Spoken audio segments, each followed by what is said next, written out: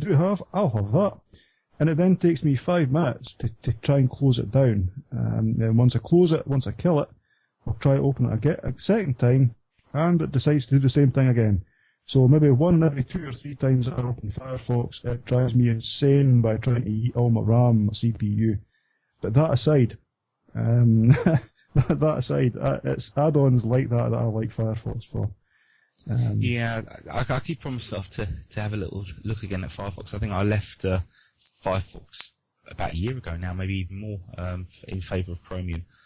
I think what doesn't help in my case is it's an old Pentium 4. It's only 256 mega RAM. I don't have very much, so that when it starts to run away, there's not much margin for error before it starts to redline. So that's the downside. Well, Roy, and I've cut you out of the loop a bit here. Is there any other articles or anything that's caught your eye that you wanted to mention? Well, I recently been writing a lot about patents, and I know we spoke about it in previous shows, and it's a subject that's especially important now that you have all these lobbying in Europe for the EU patent or the European patent, or whatever they want to call that. They keep changing names for it. Pretty much the same scheme. Every time they try to establish a central court, or to establish some sort of either a translation or a unified patent where the language doesn't make a difference, they would portray this as something to do with harmony or something to do with communication between different nations. In reality, it's more to do with people litigating across nations. So I can, for example, I don't want to say I, but any person could sue from a European company and affect companies across the border. It means more litigations. It means more reach for patents. It means that basically the monopolies become more globalized. So let's say you're a company and you have this government-granted monopoly that says you are the person who owns the progress bar. That's an example I like to give, because that's an example of a patent that's absolutely outrageous, especially considering the time that the progress bar was supposedly invented based on the patent offices. And then what you allow people to do now is you instead of compartmentalizing the trouble that you have with these patents, you allow people to go globally around with these patents, suing more and more companies. Eventually, it might be even American companies capable of going to Europe and suing people over software patents, not just targeting companies like Apple and Google, but also going to all kinds of local European companies and saying, well, you infringe on our patents, and we will try and restrict what you can sell and what you can do in terms of trade in the United Kingdom, not just in the United States. It's a bit providing no place to hide. At the moment, there's plenty of countries that just don't that you can set up in, and you can be exempt from various US rules. Yeah. And the whole point of globalizing it is saying there is nowhere on the planet that you can set up a server and set up a website and host this stuff. We will get you. Everywhere you are, we'll get you. Yeah, that's part of the whole free trade agreement situation that we have. Essentially meaning that companies fall into the sovereignty of a different nation. That nation very often being this nation called America. It's not really a nation, it's like the North American powers, which is conjoined with the European powers. And very often you find that these deals affect India very badly, they affect China very badly. The ACTA is an example of one of those things, although you usually don't think of ACTA as a free trade agreement, as an FTA. I know that South Korea is trying to establish software patents there as a matter of law, using, the United States is trying to do that. And actually companies that work with the United States in South Korea try to establish this law for obvious reasons, because they aren't exactly necessarily just in the interest of their own nations. They have interest in their investors and funders and whatever. So these will be companies also in the United States, and they will try to ensure that they get their interests promoted, even if it doesn't actually represent the will of the people. What happens with the European Patent Office, which is, this is something I wrote about just last night, is they no longer, they don't seem to be serving the people. They seem to be serving those who want patents, and they'll mostly be monopolists and patent lawyers. And they rave about how many patents they've just granted. They claim it to be a record high. So you say, well, what does it mean? Does it mean that the quality of patents is improving or something? Probably not. Probably means the opposite.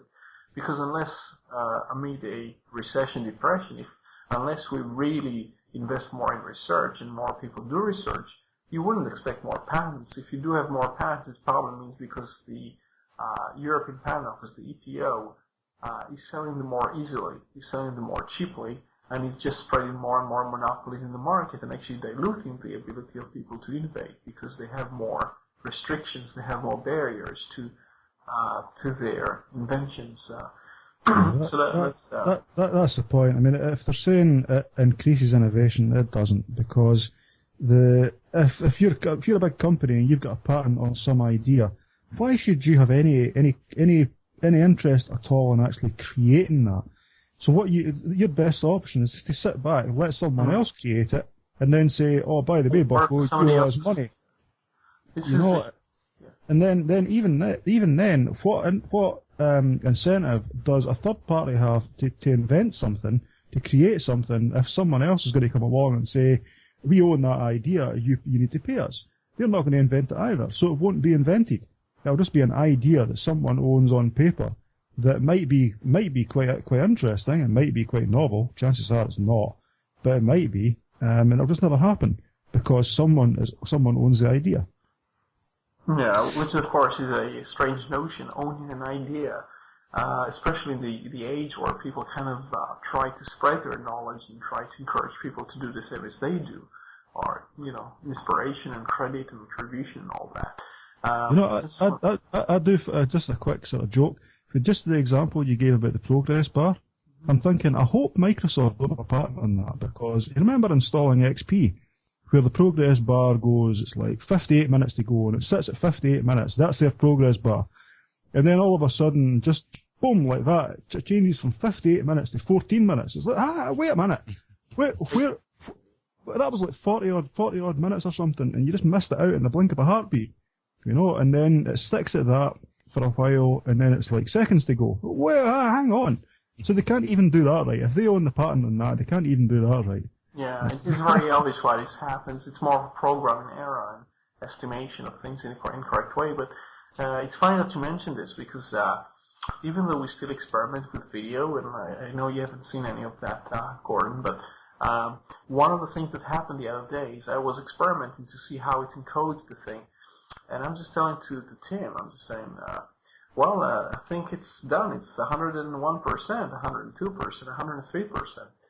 Because the progress bar apparently wasn't well developed. So it could go beyond 100% in its estimation of the progress. I've had that on my screencast, uploading it to Vimeo. Sometimes it goes beyond that. Nobody even puts a constraint saying, well, if it's over 100, just keep it at 100 instead of going over.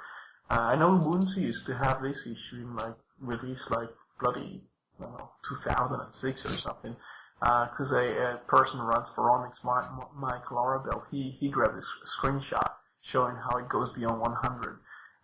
So yeah, it does happen sometimes, and I've had experiences of really funny progress bars. One of the it's just, I suppose this implementation is just about as experimental as our videos, as we described in the first few shows. This is episode number 40, I think. Mm-hmm. Yes. So this is the first time we do video, and I think we're going to have the 6-month anniversary the end of this month, so that's going to be an interesting.